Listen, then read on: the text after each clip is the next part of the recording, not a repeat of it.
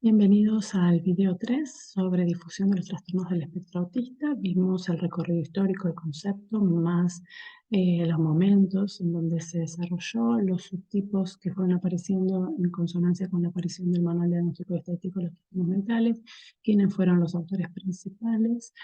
em, y terminamos viendo el video anterior con algunas cuestiones referidas al diagnóstico diferencial en su relación en la relación del autismo con la discapacidad intelectual y los trastornos del lenguaje o la comunicación.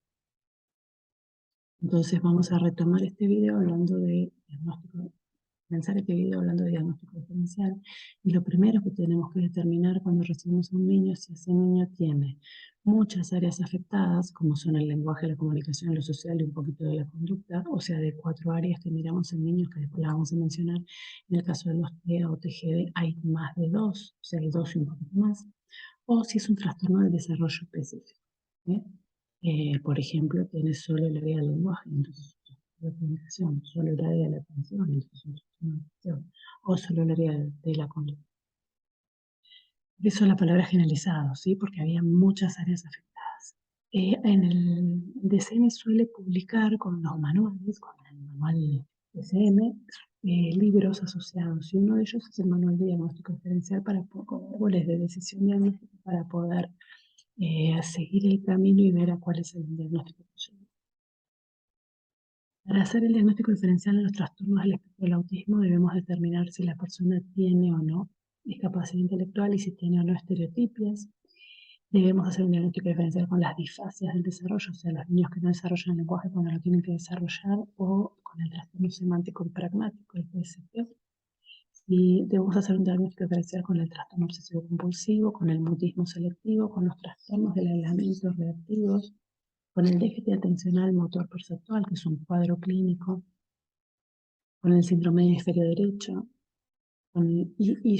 bueno, con la esquizofrenia y la personalidad esquizoide en personas más grandes. Y yo suelo decir que no está del todo mal desde el punto de vista interno del profesional que sigamos pensando en una adquisición de si se trata de un niño con autismo versus un niño con Asperger versus si cumple o no todos los criterios, en cuyo caso sería un no especificado en la vieja nomenclatura, solo a los fines prácticos de pensarlo en la cabeza de nosotros, no porque se deba seguir diagnosticando así, pero por algo que manuales nuevos.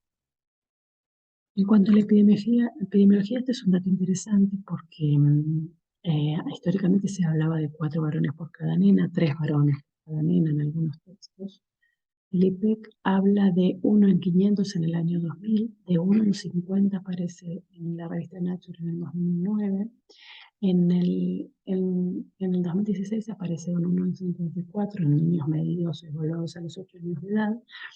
Y esta de 2016 es más baja que la de 2014, que era 1 en 59. Esto permitiría pensar que hay algo de las formas que se utilizaban para evaluar, para medir, ¿sí? Dice ahí, son datos de 11 comunidades de Estados Unidos que están en la red de vigilancia del autismo y discapacidades del desarrollo, ADDM, del CDC, del Centro de Control de Enfermedades de Estados Unidos. Los datos del 16 muestran que se está evaluando a más niños y se está identificando el autismo a edades más tempranas. Los últimos hallazgos parten de los datos de 2 informes distintos, uno de niños de 8 años y otro de niños de 4 años. Ahí les dejo los enlaces para que lo quieran revisar. Con respecto a la epidemiología, también es muy interesante pensar que en la actualidad hay muchas publicaciones, se empieza a ver muchas más publicaciones respecto de todas las personas que no fueron diagnosticadas oportunamente, o sea, adultos que consultan para realizar un diagnóstico de autismo. No es que se conviertan en autistas, el diagnóstico es un cuadro de inicio en la infancia, por más que no se llamen más así, se llaman trastornos de neurodesarrollo. Pero lo que sí se está viendo es que las mujeres, sobre todo, tienen algunas estrategias de camuflaje que permiten que, o han logrado que se disimulen algunos de sus síntomas y por eso no fueron diagnosticados.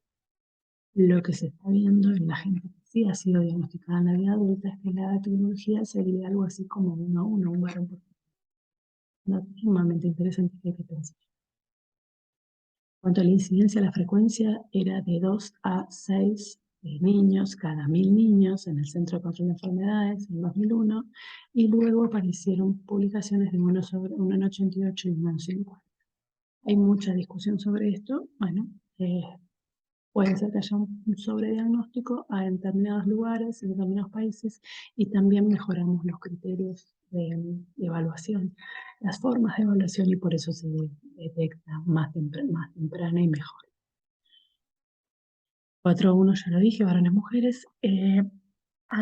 Históricamente se decía que el 75% presentaba retraso mental o discapacidad intelectual y que el 25 al 35 presentaba epilepsia, aunque estos datos bajaron un poco, están un poco, se discuten un poco más.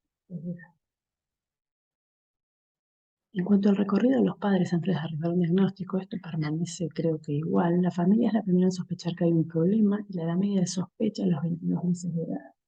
La edad media de consulta son los 26 meses de edad. Y el primer diagnóstico se realiza a partir de los 4 años y medio, un poco menos, 4 de 52 meses, a los 72 meses de edad. Y creo que esto es 6 por 12, 72, ¿no? 74, casi a los 6 años de edad. Y en síndrome de Asperger esto se pospone aún más porque como son niños que hablan y que tienen un correcto desarrollo cognitivo, los síntomas debutan más tarde, digamos, porque los motivos de consulta más frecuentes de un padre son cuando un niño no habla, cuando no camina, cuando tiene un problema motor, cuando no habla. En estos niños, como hablan, los síntomas debutan más tarde y entonces, que no se ve cómo hablan, no se hablan como los pediatras principalmente no se dan cuenta. La edad media de sospecha del síndrome de Asperger son los 3 años de edad, 36 meses. La edad media de consulta, fíjense cómo la brecha es más amplia, 8 meses, a diferencia del anterior que era de 4, 44 meses de edad. La edad media del primer diagnóstico es los 9 años y medio de edad, una barbaridad, ¿sí? Los Asperger suelen decir el 18 de febrero, que es el día de la síndrome de Asperger, hoy es el día del no se te nota, ¿sí? El recorrido de los padres antes de arribar a un diagnóstico adecuado. Bueno, los padres consultan a los 2 años de edad y en menos del 10% se establece el diagnóstico. Más del 10% se le indica que vuelvan a consultar si los síntomas, si las preocupaciones perduran. Al resto, cerca de los 4 años de edad, se deriva por otro profesional y solo el 40% es diagnosticado. El 25% se les indica que no deben preocuparse, ya va a hablar, no te preocupes, porque vos sos ansiosa. Y al resto se les envía con un tercer o cuarto profesional. El 20% de los padres se queja de haber tenido que ejercer una considerable presión para ser derivados a un especialista o tuvieron que acudir a uno privado. En consecuencia, el diagnóstico no se llega a hacer hasta los 2 o 3 años posterior a la edad de primera sospecha. Puse TGD en la diapo porque los estudios se hacen en estos momentos. Es decir que en muchos casos el diagnóstico se realiza después, a pesar de que los padres expresaban sus preocupaciones desde que sus hijos tenían entre 18 y 24 años. En cuanto a otro aspecto muy importante son las etiquetas incorrectas que les ponen a esos niños mientras pululan de profesional en profesional. El hinchón recolectó algunas en la diapo que sigue, yo puse algunas de mi propia experiencia. Torno del vínculo, espectro autista con componentes clásicos, autismo de Kanner, trazo moderativo global, psicosis infantil precoz, encefalopatía de etiología desconocida, retraso psicomotor con rasgos autistas, psicosis simbiótica, inmadurez psicoejecutiva global, trastorno emocional con rasgos autistas, trastornos del desarrollo, psicosis área de comportamiento autista. Estos son neologismos, no existen en los manuales. Las que yo recolecté es trastorno emocional severo. De hecho, las escuelas de provincia se llamaban así, no sé si sigue sucediendo así. TGD, ponerle TGD a un niño es como poner una globalidad que no conduce a nada, que no especifica nada. Hasta el DSM-5 se ponía TEA, retraso global, retraso no general, se usaba retraso madurativo en realidad. Psicosis, rasgos autistas, pinceladas de autismo, trastorno general del desarrollo y trastorno específico del lenguaje. Eso estaba mal en su momento porque si tenías un generalizado no podías tener un específico. Bloqueo emocional, espectro autista, todo esto estaba mal. ¿Sí? Si bien en la clínica se empezaba a hablar de espectro, todavía no estaba avalado. Autismo de segundo grado, cascarón autístico, no especificado cuando no se lo había evaluado al niño, o sea que se le podía no especificado, no porque no cumpla las características, sino porque no lo habían evaluado, porque no querían, o muchos plurietiquetas, muchos menos. Por lo tanto, para cerrar este video, es importante recordar o no olvidar que el diagnóstico siempre es clínico, lo hace un profesional experto y que la evaluación siempre es psicológica y neuropsicológica. Se utilizan instrumentos de evaluación psicológica. Por este video dejamos acá.